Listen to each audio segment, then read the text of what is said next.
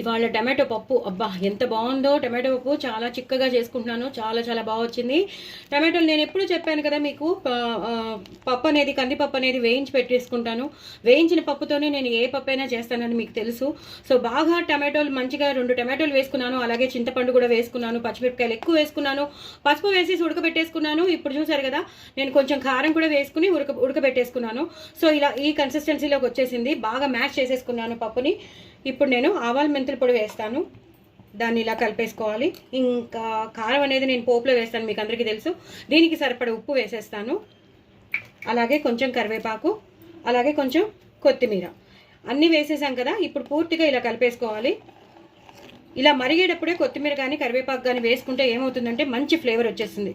ఇప్పుడు పోపు కూడా నేను రెడీగా పెట్టేసుకున్నాను. ఆవాలు, జీలకర్ర, ఎండుమిరపకాయలు, అలాగే వెల్లుల్లిపాయలు వేసాను. ఇంగు పోపు లేదే అసలు మీరు స్టార్ట్ చేయొద్దు. ఇంగు పోపు అనేది మస్ట్, ఏ పప్పులో, సాంబార్లో, రసంలో ఉండాల్సిందే. ఆ ఇంగు పోపు పడితేనే ఆ పప్పుకి టేస్ట్ వస్తుంది. సో అది ఒక్కసారి వేగిపోయాక, ఆవాలు కానీ, జీలకర్ర కానీ, వెల్లుల్లిపాయలు కానీ, ఎండుమిరపకాయలు కానీ వేగిపోయాక ఇంగు మంచి వాసన వచ్చేస్తుంది చూసారా, అప్పుడు మనం కొంచెం కారం వేసేసుకుంటాను.